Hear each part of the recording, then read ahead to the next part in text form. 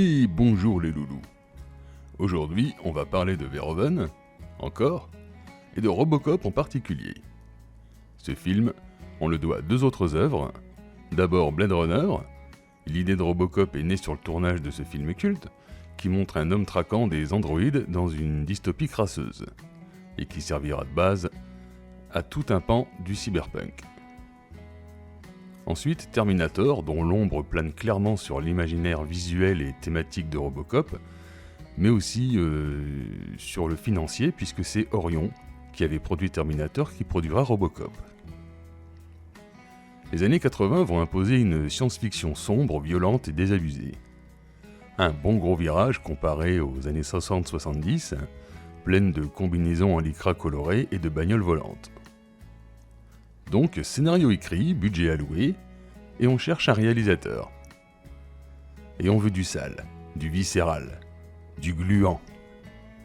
À l'époque, quand tu veux faire un truc bien organique, tu vas voir David Cronenberg. La Mouche, Scanners, mais il refuse.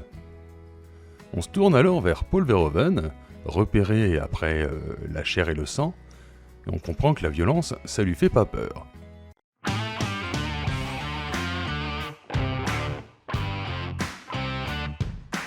Quand il reçoit le scénario, Verhoeven le lit, le balance à la poubelle et dit, je cite, « C'est de la merde ». C'est sa femme qui va le repêcher, le script à un pas Paul, et lui dire « Lis-le à nouveau, il y a plusieurs niveaux de lecture ». Il s'exécute, et là il commence à capter. Merci Madame Verhoeven.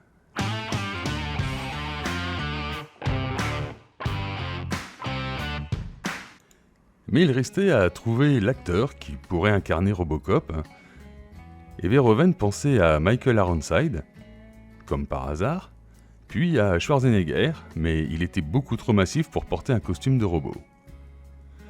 Verhoeven a donc choisi Peter Weller, au motif qu'il avait un menton parfait. Bien que l'action se déroule à Détroit, une ville qui a subi la désindustrialisation et qui est aujourd'hui le symbole de la pauvreté et de l'échec du rêve américain, la plus grande partie des plans extérieurs seront tournés à Dallas, qui avait à l'époque davantage de buildings aux lignes futuristes. Bref, on est bon. Il ne reste plus qu'à tourner, mais Peter Weller doit passer 1h30 par jour pour mettre le costume, commence à souffrir du manque de confort, il perd 1,5 litre d'eau par jour tellement il fait chaud, le rôle l'a littéralement vidé, et le costume selon les versions pèse entre 11 et 33 kilos. Pour Schwarzy, ce ne serait pas un problème, mais pour Peter Weller, il ne peut quasiment pas bouger, et ça commence à l'énerver un petit peu. Du coup, gros clash entre Verhoeven et Weller, ils s'engueulent, et Verhoeven le vire. Dans la foulée, il propose à Lance Henriksen d'aller voir pourquoi le choix n'est pas anodin dans ma vidéo Terminator, mais Henriksen refuse directement. 2 jours après, Peter Weller est déviré.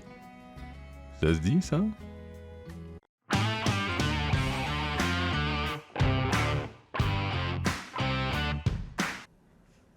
Il y a eu jusqu'à 7 versions différentes du costume.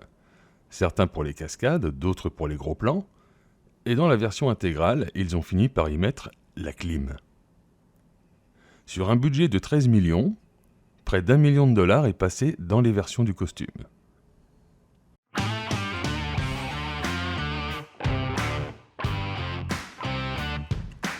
Si vous avez tenu jusque-là, un like et un abo seraient un genre de merci pour le taf.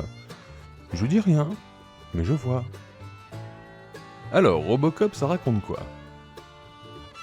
Une histoire simple, mais qui touche à plein de sujets profonds. Murphy est flic à Détroit, la ville est en proie au chaos, et pendant ce temps, les grosses corporations comme OCP veulent privatiser la sécurité. Lors d'une intervention, Murphy et sa coéquipière tombent dans un piège, et Murphy se fait littéralement démembrer dans une scène ultra violente et beaucoup trop longue. Il est déclaré mort, mais son corps est récupéré par OCP qui le transforme en produit. Littéralement, il bricole le cadavre, greffe des prothèses mécaniques, insère un processeur et crée un outil marketing, Robocop, pour compenser un autre projet interne de l'OCP qui ne donne pas pleinement satisfaction. Robocop intègre alors les forces de police et fait son boulot H24 sans faire la grève ou réclamer de meilleurs salaires ou de meilleures conditions de travail. Cependant, sa mémoire réapparaît progressivement et il commence à avoir des pensées autonomes, malgré sa programmation qui l'en empêche.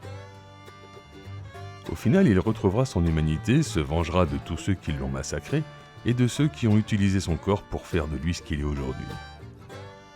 L'histoire est simple, mais ce n'est pas ça le plus intéressant. Réfléchissons un instant. Qu'est-ce qu'on a comme univers ? Une ville dans le chaos, les institutions démissionnaires, des multinationales qui se substituent à l'État dans les domaines régaliens, de la tech qui remplace l'humain, de l'ultra-violence.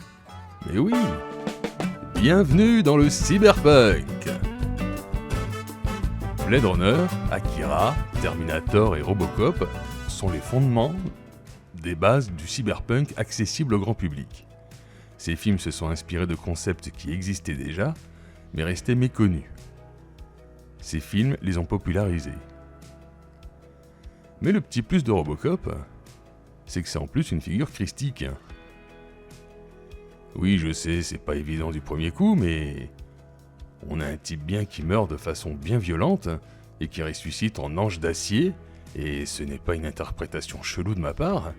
Voici ce que disait Verhoeven à ce sujet. Murphy est abattu de manière horrible. Ça, c'est la crucifixion.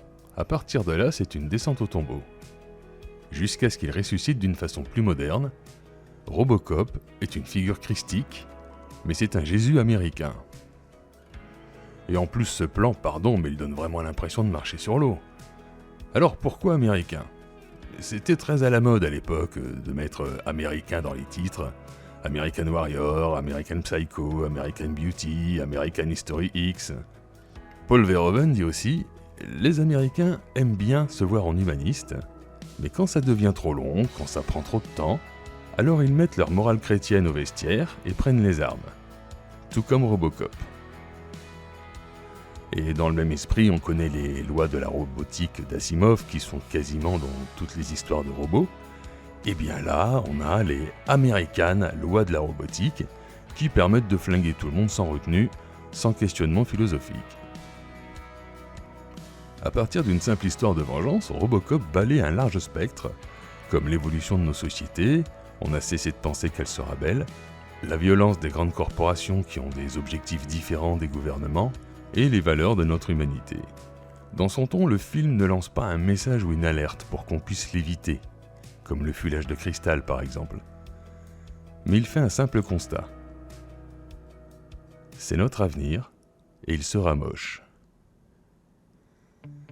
Voilà, c'est tout ce que je pouvais vous dire sur Robocop.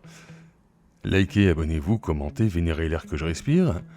Pour le prochain film, on va rien dire, mais on va donner un petit indice que seuls les vrais comprendront. L'éclaircie vient après la pluie. Voilà, débrouillez-vous avec ça. Profitez du bon temps, amusez-vous, et en attendant, on fait bisous, mais en respectant la loi, hein. À bientôt.